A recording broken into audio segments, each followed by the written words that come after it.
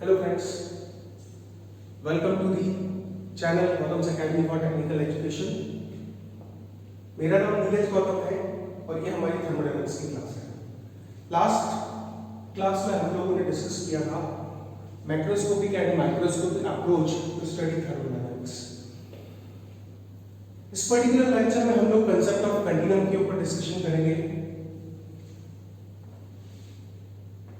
सबसे पहले ये बात हम लोग सोचते हैं, मैथमेटिक्स हम लोग सभी ने पढ़ा हुआ है और हमें पता है कि मैथमेटिक्स में जब फंक्शंस की बात आती है तो फंक्शंस, उनके लिमिट्स, उनकी कंटिन्यूटी और उसके बाद डिफरेंशियल एंड इंटीग्रल कैलकुलस पढ़ते हैं हम लोग। तो फंक्शंस के डिफरेंशिएशन, इंटीग्रेशंस ये डिफाइन इस बेसिस पे किए जाते हैं कि फंक्शन का कंटिन्यूटी है या नहीं है। फंक्शन जिन इंडिपेंडेंट वेरिएबल्स पर डिपेंड करता है, उन इंडिपेंडेंट वेरिएबल्स के अकॉर्डिंग, उन इंडिपेंडेंट वेरिएबल्स के अलोंग वो कंटिन्यूअस है या नहीं है। मोस्ट ऑफ टाइम हम लोगों ने ये फील किया है कि अगर फंक्शन कंटिन्यूअस होता है तो उसकी स्टडी, उसका एनालिसिस थोड़ा आसान हो जाता है। सिमिलरली यहाँ पर जब मैं सिस्टम की प्रॉपर्टीज की बात करूंगा, सिस्टम जो किसी न किसी फ्लूइड मीडियम से मिलकर बना है, फ्लूइड मीडियम दैट मींस वो गैस हो सकता है, कोई लिक्विड हो सकता है। तो सिस्टम अगर किसी फ्लूइड मीडियम से मिलकर बना है तो सिस्टम के अंदर प्रेजेंट कोई भी प्रॉपर्टी जो है वो हर स्पेस कोऑर्डिनेट के ऊपर यूनिफॉर्मली डिस्ट्रीब्यूटेड होनी चाहिए।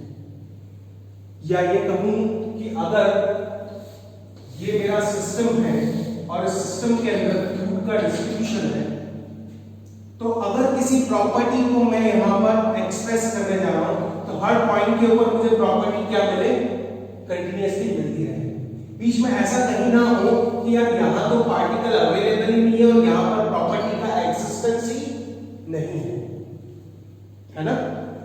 क्योंकि ऐसे टाइम पे मैं जो मेरी स्टडी है उसको प्रॉपरली परफॉर्म नहीं कर पाऊंगा। बीच बीच में वॉइस आने जाएंगे, मेरे जो प्रॉपर्टी के कैलकुलेशंस हैं वो डिस्टर्ब होते जाएंगे। तो डेफिनेटली मैं चाहूंगा कि जो फ्लूइड की प्रॉपर्टी है वो थ्रू आउट द स्पेस कैसे डिफाइंड हो, as a continuous function defined हो, या उसका जो वेरिएशन है वो कंटीन्यूअस हो, उसका वेरिएशन बीच में कहीं ब्रेक ना हो। ठीक है। और फ्लूइड की प्रॉपर्टीज को as a continuous function of space coordinates define करने के लिए हम लोग ये यूज करते हैं कॉन्सेप्ट ऑफ कंटिन्यूम, जिसके अकॉर्डिंग हम लोग अज्यूम करते हैं कि फ्लूइड मीडियम जो है वो एक कंटीन्यूअस मीडियम है। उस फ्लूइड मीडियम के अंदर कहीं भी कोई वॉइड, कहीं भी कोई स्पेस अवेलेबल नहीं है। मतलब हर जगह आपको गैस के पार्टिकल्स मिलेंगे और कोई भी वॉइड ना होने के कारण आपका जो फ्लूइड का प्रॉपर्टी है वो कंटीन्यूअसली स्पेस के साथ साथ चलते जाएगा। ऐसा कभी भी नहीं होगा कि आपको किसी पर्टिकुलर पॉइंट पे प्रॉपर्टी अनडिफाइंड मिले। आपको हर पॉइंट के ऊपर प्रॉपर्टी क्या मिलेगी, डिफाइंड मिलेगी। तो कांसेप्ट ऑफ कंटिन्यूम क्या कहता है? कांसेप्ट ऑफ कंटिन्यूम कहता है fluid mediums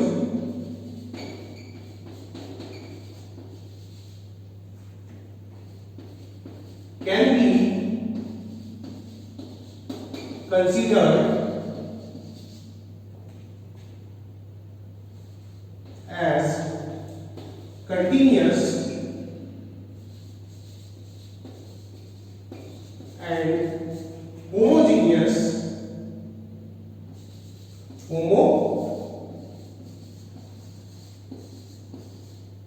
homogeneous that is no void or gap is present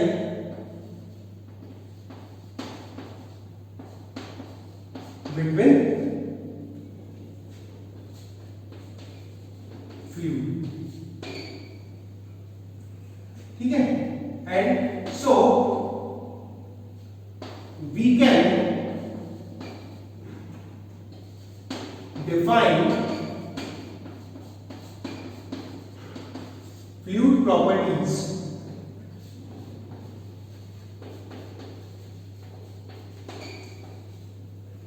properties like pressure, temperature, density. अगर fluid flow कर रहा है तो definitely velocity, acceleration properties as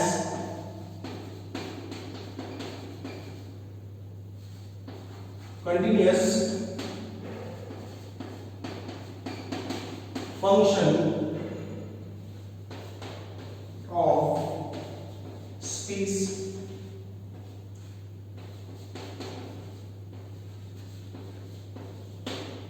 coordinates. ठीक है, अब ये तो हमारा सिंपल सा कंसेप्ट हो गया कि हाँ फ्लूइड को आप कंटिन्यूअस अज्यूम कर लो तो डेफिनेटली फ्लूइड की प्रॉपर्टीज भी थ्रू आउट दी स्पेस जहां पर आपका फ्लूइड अवेलेबल है वो कंटिन्यूअसली डिस्ट्रीब्यूटेड होगा और फ्लूइड का फंक्शन कंटिन्यूअस आ जाएगा, उसका मैथमेटिकल एनालिसिस आसान होगा। लिक्विड्स के केस में ये कंसेप्ट बहुत हद तक सही लगता है क्योंकि लिक्विड के पार्टिकल्स बहुत ज्यादा आपस में क्लोज होते हैं, पर जब बात गैसेस की आती है तो ये कंसेप्ट थोड़ा सा हिलने लगता है क्योंकि हमें पता है कि गैसेस के पार्टिकल्स के बीच में वॉइड्स अवेलेबल है और हमारे मेजरमेंट्स में वहां एरर होने के चांसेस ज्यादा होते हैं बिकॉज ऑफ दोस वॉइड्स। ठीक है, इसीलिए आइडियल गैस इक्वेशन के अंदर वैन डर वाल करेक्शंस फैक्टर्स का भी, कांस्टेंट्स का भी हम लोग यूज करते हैं ताकि हमारे जो कैलकुलेशंस हैं उनके एरर को हम मिनिमाइज कर सकें। लेकिन अगर मुझे गैसेस की स्टडी के टाइम पे भी कंसेप्ट ऑफ कंटिन्यूम यूज करना है तो मैं कब कर सकता हूं? मैं कर भी सकता हूं या नहीं कर सकता हूं? डेफिनेटली मैं कंसेप्ट ऑफ कंटिन्यूम्स गैसेस पे भी अप्लाई कर सकता हूं, लेकिन कब? जब गैसेस के दो पार्टिकल्स के बीच में जो गैप है वो बहुत छोटी हो। किससे छोटी? कंपेयर करने के लिए कोई बेस चाहिए, तो हम लोगों ने ये बेस बनाया कि जब गैसेस के पार्टिकल्स के डायमेंशन के कंपैरिजन में उनके बीच का जो स्पेस अवेलेबल है वो बहुत छोटा होगा, तब हम अज्यूम करेंगे कि वो क्या है? Continuous medium. मान लेते हैं ये कोई कंटेनर है आपका, इस कंटेनर में कोई गैस अवेलेबल है, गैस के पार्टिकल का डायमीटर से d and the distance between two consecutive particles, average distance between two consecutive particles is lambda. lambda जिसको हम लोग क्या बोल सकते हैं? Mean free path. lambda को क्या बोल सकते हैं? Mean free path. Mean free path मतलब वो एवरेज डिस्टेंस जो कि किसी भी गैस पार्टिकल के थ्रू ट्रैवल किया जाता है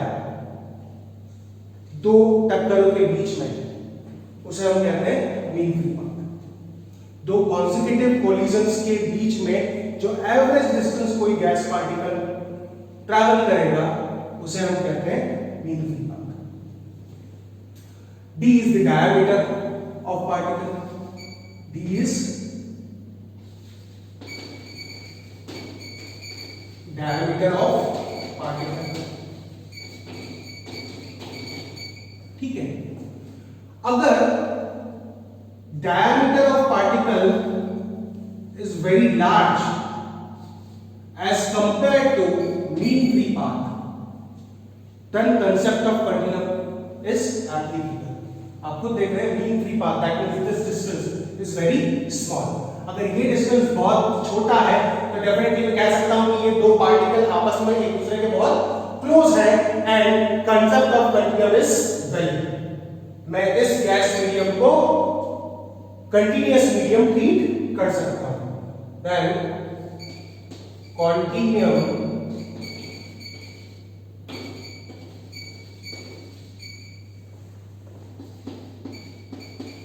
concept is valid. But if अगर lambda is greater than t, in this case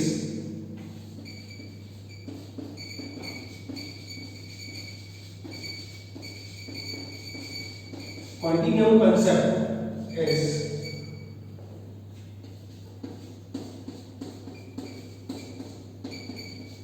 not. ठीक है, यही देखते हुए एक डायमेंशनलेस नंबर भी डिफाइन किया हुआ है इसको हम कहते हैं Knudsen number KNUDSEN,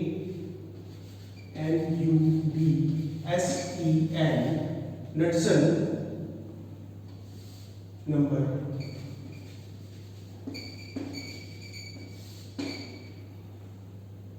which is defined as Kn is equals to lambda by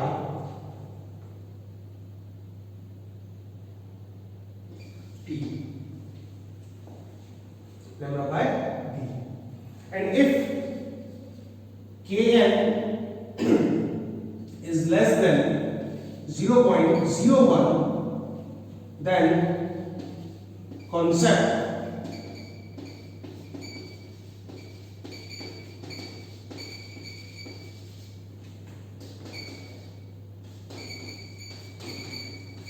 valid. तो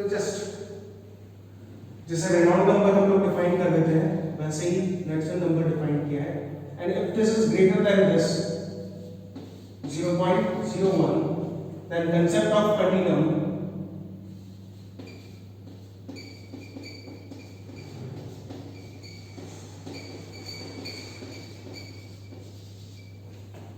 is not valid. और क्या होगा कि अगर कंसेप्ट ऑफ कंटिन्यूम वैलिड नहीं है, कंसेप्ट ऑफ कंटिन्यूम वैलिड नहीं है, इसका मतलब दैट लैम्बडा बड़ा है, बहुत ज्यादा बड़ा है, लैम्बडा इस डायमीटर से बहुत ज्यादा बड़ा है, तो डेफिनेटली मॉलिक्यूल्स के बीच में गैप बहुत ज्यादा है, तो मुझे इंडिविजुअल मॉलिक्यूल की स्टडी करनी पड़ेगी, मुझे देखना पड़ेगा कि इंडिविजुअल पार्टिकल किस तरीके से मूव कर रहा है। ठीक है, इस टाइप की गैसेस की स्टडी करने के लिए हम लोग जो ब्रांच ऑफ साइंस यूज करते हैं उसको कहते हैं rarefied gas flow theory. Greater than वाले नंबर में भी जब फ्लो की बात करते हैं, बात देखिए ये बता दूं कि if Knudsen number is greater than 0.01, then concept of continuum is not valid. और आपके फ्लूइड फ्लो को क्लासिफाई करते हैं हम लोग slip flow, transition flow and free molecule flow, as a slip flow, transition flow and free molecule flow. If Knudsen number is between 0.01 से तो बड़ा है but 0.1 से छोटा है, then the flow is called as slip flow. If Knudsen number 0.1 से बड़ा है but 10 से छोटा है, and it is called as transition flow, TR. And if Knudsen number Kn is greater than 10, then it is called as free molecule flow. ठीक है, और ये जो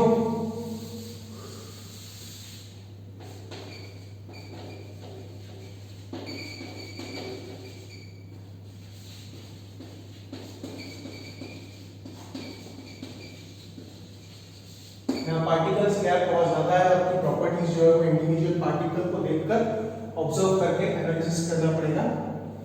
ठीक है, ये हमारे जो सिलेबस है थर्मोडायनामिक्स का, जो हम इस पर्टिकुलर पॉइंट को कवर नहीं करेंगे, हम लोग अज्यूम करके चलेंगे कि our fluid is a continuous medium. ठीक है, तो कांसेप्ट ऑफ कंटीन्यूम हमारे केस में क्या है, वैलिड है। ओके, तो ये था हमारा कांसेप्ट ऑफ कंटीन्यूम। नेक्स्ट वीडियो में हम लोग थर्मोडायनामिक्स को आगे बढ़ाएंगे, जिसमें हम लोग सिस्टम्स की प्रॉपर्टीज के अंदर डिस्कशन करेंगे, डिफरेंट प्रोसेसेस की बात करेंगे। Thank you.